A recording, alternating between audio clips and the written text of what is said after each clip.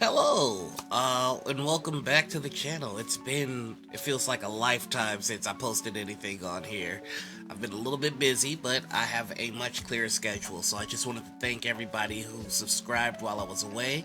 I greatly appreciate it. I remember when I first started, I was struggling to get to even 100, and we've gotten well beyond that. So here's hoping for even more than that. Today's video is going to be about 3 very important DM tips that I don't see given too often and I don't really see explained. I think that these are going to be 3 very powerful tools to help you GM more confidently, more efficiently, without all of the worry or all of the anxiety that can happen in your head. Especially rule number 1. God, I said rule, I meant tip. These aren't rules. There are no rules to GMing. I'm still a little rusty, but we're gonna get this. So tip number 1, and the very most important tip that I can give you today, is quit explaining everything. You don't have to explain everything. In fact, it can be better when you don't explain everything.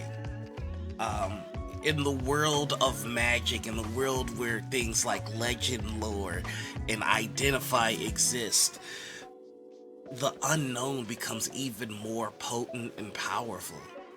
I mean, honestly, if you think about it, that's essentially what true crime is. It's an entire genre of people trying to explain things that we just don't have an answer for. One of my personal favorite examples of a franchise benefiting from having lore that's incomplete is Highlander. It always comes back to Highlander. There can be only one. Why though? Fights must be one-on-one. Yeah, but who's gonna stop me? You cannot fight on holy ground. Or else. Or else what? Like, I've always been curious as to what happens if 2 immortals fight on holy ground, but the fact that I don't know keeps me actively thinking about it, and thus keeps me actively invested in the story, in the hopes that maybe one day someone capable will tell that story and I'll be able to have that question answered.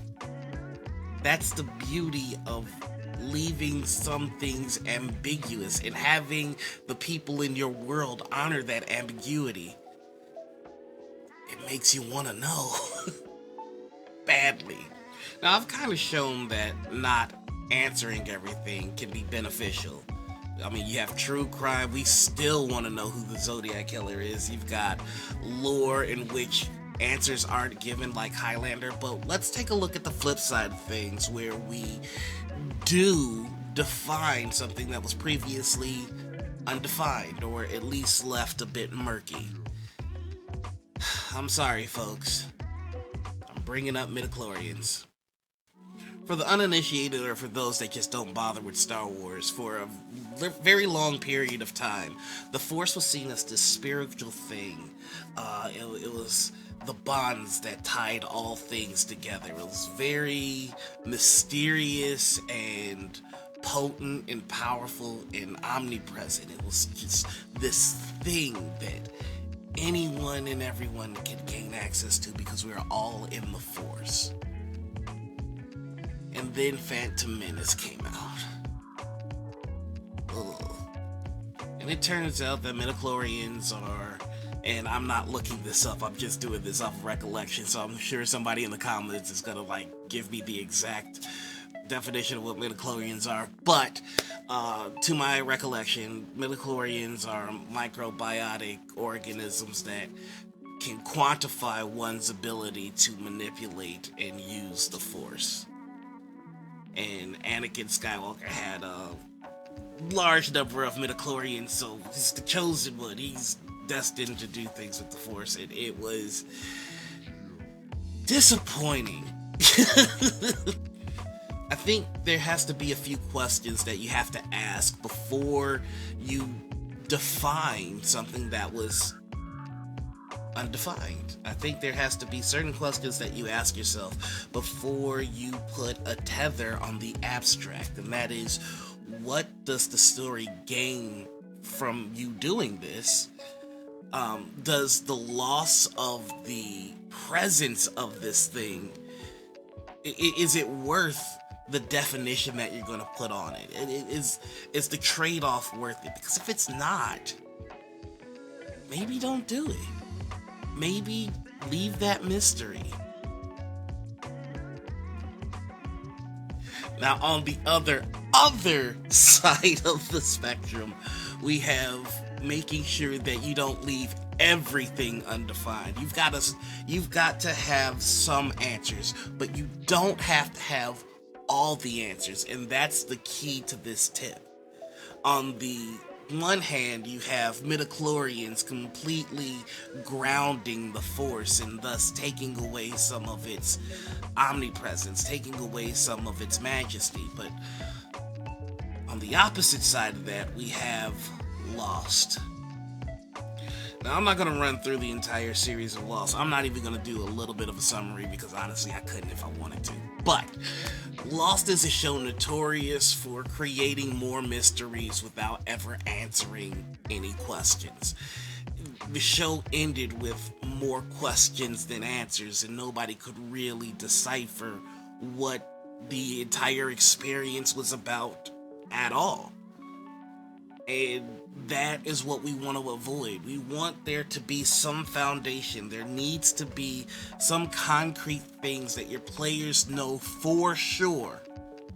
But it's okay if there are little gaps. It's okay if there are little mysteries that they just never know. Because that could be the hook for your next campaign, that could be a one-shot, or it could be something that your players mull over and just decide their own headcanon for. And nothing feels better as a GM, to me, than when my players go, I've decided that this is what the answer is. Which leads us into tip number 2. This is another big one, and it really helped me once I accepted it. But tip number 2 is, you don't always have to outsmart your players.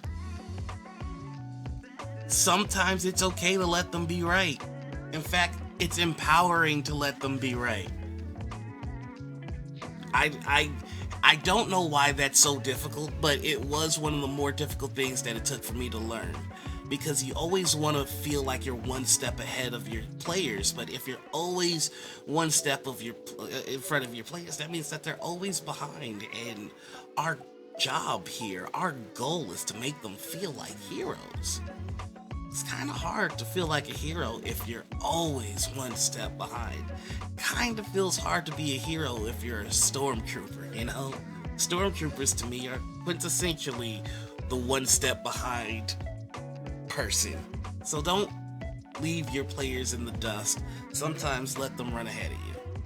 I promise you, there's no better feeling than when a player tells you their theory and you realize that what they have in mind is a little bit better than what you had in mind. If you just drop the ego and adopt their theory, watch their eyes. Because as each piece falls into place and their theory is proven right more and more, the joy that that player is going to experience is going to be contagious. It's going to be contagious at the table. It's going to be contagious for you as a GM. And it builds a bit of confidence in them. And if you're playing for the long haul, confidence can be their downfall. So there's a plus and minus to this. The minus is that this does involve dropping your ego. This does involve taking an objective look to see if what is presented is better than what was planned. And sometimes that happens. You're responsible for making an entire world. Every bug that crawls, every bird that flies, and every monster that roams the villages, that's all you. It's okay for your players to actually have a better turnabout for your story than you had planned. This is collaborative storytelling. So collaborate. And this is DM tip number 3. And this one I might get some heat for, but I'm ready for it.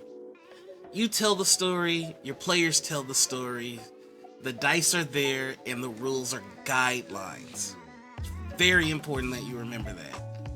At any point, it's okay for you to override what the guidelines say or what the dice say if it tells a better story or it makes one of your players feel better. You don't have to be beholden. It's really up to you to know the temperature at your table, to know the people at your table, and to use reasonable judgment to tell when or when not to fudge your rolls, ignore a rule, or any such thing. Now, it's important to know that limitations are built in for a reason. It's very satisfying to work within the limitations to make something amazing happen. And there's something that's bittersweet about a spell just being just out of range, or a spell just not working the way that it's supposed to. But for me, magic is fluid. It's flux. What works one day may not work the next day.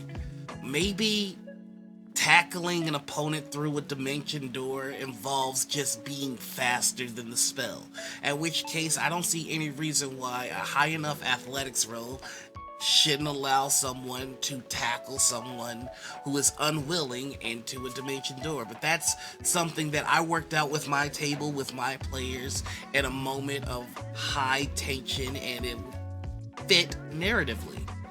Now, that may never come to pass at your table, but the key to this tip is to understand that what's in the book may not always 100% be what is necessary at your table, and it's okay to take artistic liberties.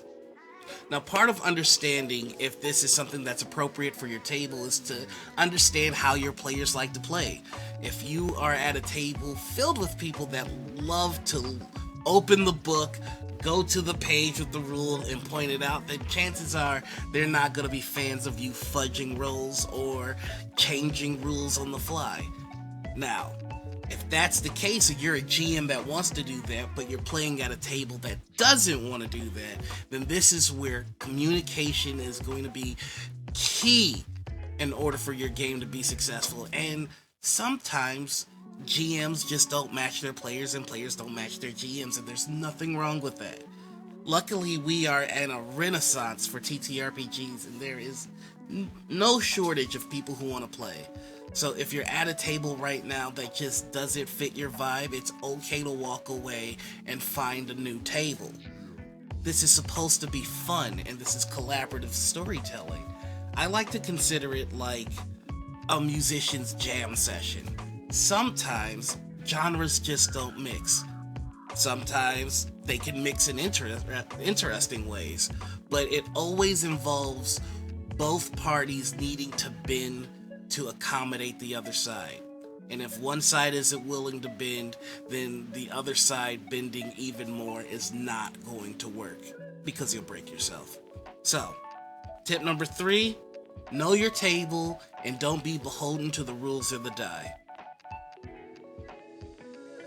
Yeah, that's pretty much it for now. I really do hope that these tips bring you some joy and make it a little bit easier behind the DM screen, because they've really helped me in knowing that I don't have to have all the answers off the bat, and that I have creative license to do something that makes sense, and that I don't have to have every rule memorized. Now, I like to memorize the rules. I'm one of those people that's always looking up Twitter to see what the latest update on rulings are, and I like to just peruse my player's handbook or my DM's guide from time to time, but that doesn't have to be you. There are GMs of every make and model and every level of comprehension of the rules, and it is okay if you are someone that has the books memorized, and it's okay if you're only vaguely familiar. Experience will fill in the blanks, and as long as the people at your table are having a good time, then you're doing amazing. And honestly, most of the time, your players will carry you, because they want to be these heroes and they just need a world. So if you're having any sort of reluctance about GMing, you can do this. I believe in you, and welcome to the world of GMing. You got this. I've been Noir. You can find me all over the internet as The Noir Enigma. That's Twitter, Twitch, YouTube, TikTok, and Instagram. I will be at PAX Unplugged. I've got 2 panels that I'm going to be at. One is involving using safety tools at your table, which I will make a video on next. And the next is discussing being a pro GM.